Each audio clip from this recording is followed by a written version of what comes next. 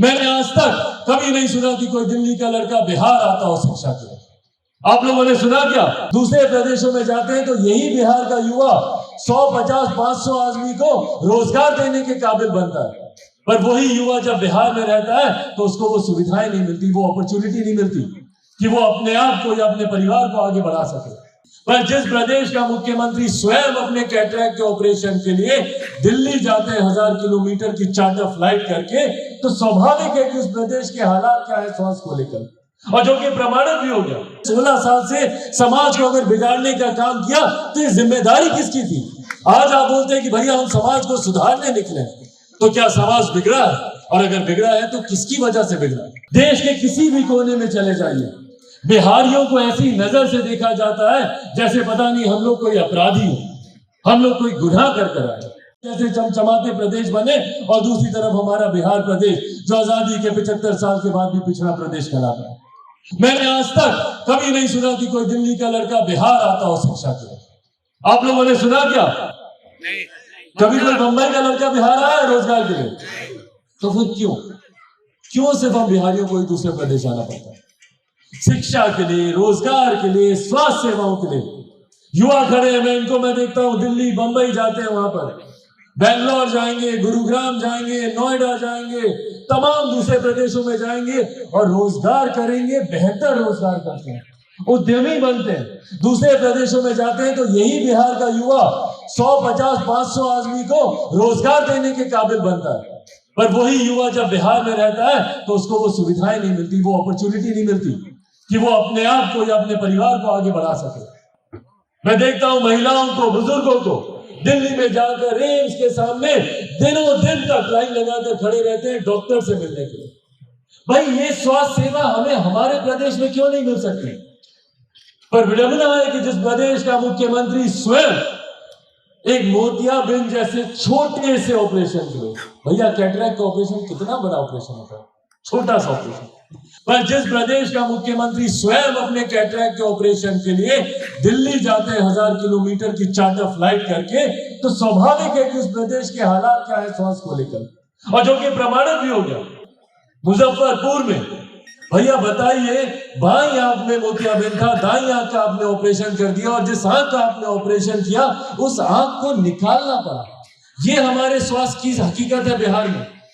और उसके बाद लोग आते हैं, बड़े बड़े वादे दावे करते हैं कि भैया हमने विकास के लिए इतना कुछ किया, इतना काम किया। कुछ लोगों को तो काम दिखता ही नहीं है, कुछ लोगों को तो बस बोलने की आदी होते हैं, बोलते रहते हैं, काम नहीं दिखता। अरे भैया विकास करते तो हम भी आपकी तारीफ करते मुख्यमंत्री जी। आप सिर्फ अपनी पार्टी के मुख्यमंत्री नहीं है, आप हमारे प्रदेश के मुख्यमंत्री हैं, और बिहारी होने के नाते आप मेरे भी मुख्यमंत्री हैं। पर आप मुझे मौका तो दीजिए कि मैं आपकी तारीफ करूं, आप मौका तो दीजिए कि कोई बिहारी गर्व से बोल सके साल के बाद भी बिहार पिछड़ा है। ये हकीकत है।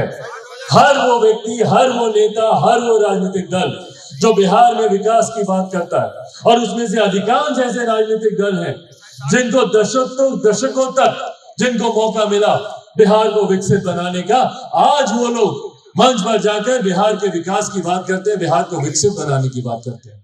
आज कुछ ऐसे नेता हैं जो समाज को सुधारने की बात करते हैं, तो भैया पिछले 16 साल से समाज को अगर बिगाड़ने का काम किया तो ये जिम्मेदारी किसकी थी? आज आप बोलते हैं कि भैया हम समाज को सुधारने निकले, तो क्या समाज बिगड़ा है? और अगर बिगड़ा है तो किसकी वजह से बिगड़ा है? कौन नेतृत्व कर रहा है प्रदेश का पिछले 16 सालों से? आज आप लोगों को विकास की बात आती है। भाई एक बिहारी होने के नाते मेरा सर शर्म से झुकता है जब नीति आयोग की रिपोर्ट आती है, और नीति आयोग की रिपोर्ट कहती है कि बिहार सबसे फिसड्डी राज्य है। देश के किसी भी कोने में चले जाइए, बिहारियों को ऐसी नजर से देखा जाता है जैसे पता नहीं हम लोग कोई अपराधी हो, हम लोग कोई गुनाह कर आए। नेशनल चैनल्स में देख लीजिए, नेशनल अखबारों में देख लीजिए, प्रिंट मीडिया में देख लीजिए, इलेक्ट्रॉनिक सोशल मीडिया पे आप देख लीजिए, हर एक जगह अगर बिहार सुर्खियां बनाता है तो सिर्फ और सिर्फ असामाजिक कार्यों की वजह से, कहीं अपराध की वजह से, कहीं किसी की दिन दहाड़े गोली मारकर हत्या कर दी उसकी वजह से, कहीं ऑपरेशन में मोतियाबिंद के ऑपरेशन में आंखें निकालनी इसकी वजह से, कहीं जहरीली शराब पीने से लोगों की मृत्यु हो गई इसकी वजह से। भैया कब वो दिन आएगा जब बिहार सुर्खियां बनेगा अच्छे कार्यों की वजह से कि आज बिहार ने शिक्षा के क्षेत्र में ये उपलब्धि हासिल की, आज बिहार ने स्वास्थ्य के क्षेत्र में ये उपलब्धि हासिल की। कब वो दिन आएगा और कब तक हम इंतजार करेंगे भैया? 7 दशक से ज्यादा बीत गए, भारत एक साथ आजाद हुआ, भारत के तमाम प्रदेश एक है जहां यकीनन प्रदेश एक बदलाव की ओर बढ़ रहा है। और जैसा मैंने कहा कि जब युवा जोश के साथ अनुभव मिलता है तो ये इतना खूबसूरत मिश्रण होता है। युवाओं में जोश होता है, नई सोच होती है, पर अनुभव का कोई पर्याय नहीं होता है। आज जब अनुभव भी हम लोग के साथ यहाँ पर जुड़ने जा रहा है, डॉक्टर अरुण कुमार जी के रूप में, जिन्होंने मेरे नेता, मेरे पिता स्वर्गीय रामविलास पासवान जी के साथ उनके हाथ को मजबूत करने का उन्होंने काम किया। उनकी विपरीत परिस्थितियों में जब उन्होंने पार्टी की नींव रखी, उन्होंने उस दौर में उनके हाथ को मजबूत करने का उन्होंने काम किया। ये मेरे लिए खुशी और गर्व की बात है कि आज जब मेरे नेता यहाँ पर मौजूद नहीं है तो एक अभिभावक की भूमिका में जिस तरीके से डॉक्टर अरुण कुमार जी सामने आए, और जैसा मैंने कहा कि उस वक्त भी, जिस वक्त में व्यक्तिगत तौर पर भी आप सब जानते हैं जिस तरीके से पार्टी में, परिवार में एक साजिश के तहत, एक रणनीति के तहत, चिराग पासवान को मिटाने की सोच के तहत जिस तरीके से कुछ ताकतवर शक्तियों ने अपने प्रभाव का इस्तेमाल करने का प्रयास किया, उस वक्त सबसे पहले और सबसे मजबूती से मेरा साथ देने वाले, मेरे साथ मजबूती से खड़े होने वाले डॉक्टर अरुण कुमार जी रहे। ना सिर्फ मेरा साथ मानसिक तौर पर दिया, बल्कि उन्होंने प्रधानमंत्री जी को भी पत्र लिखकर तमाम परिस्थितियों के बारे में और बिहार में जिस तरीके से राजनीतिक षड्यंत्र रचा जा रहा है उसके बारे में भी उन्होंने मजबूती से प्रधानमंत्री जी को भी लिखित तौर पर न सिर्फ उन्होंने जानकारी दी, बल्कि हर मत से मजबूती से उन्होंने इस विषय को उठाने का काम किया। मेरे लिए आज ये खुशी, हर्ष और गर्व की बात है कि एक ऐसे नेता जिन्होंने बिहार की राजनीति में न सिर्फ उनका एक बड़ा वर्चस्व है, बल्कि वो निरंतरता में समर्पित रहे बिहार के लिए, बिहारियों के लिए। मुझे याद है, मैंने उनके साथ व्यक्तिगत हम लोगों ने कई प्रचार में एक साथ हम लोग गए, हेलीकॉप्टर में घंटों हम लोग बैठते थे, एक दूसरे से अपने विचारों को हम लोग साझा करते थे। और उसमें जिस तरीके से इनकी बातों को मैं सुनता था, एक युवा होने के नाते मेरे लिए भी एक बड़ी सीख के तौर पर इनके सोच, इनके विचार सामने आते थे। और आज मुझे खुशी है कि पार्टी में सक्रिय तौर पर अक्सर ये रहकर भी मुझे अपने सुझाव देते थे, बताते थे कि नहीं देखिए ऐसा कीजिए, पार्टी में ऐसा करने की जरूरत है, संगठन में ये करने की जरूरत है।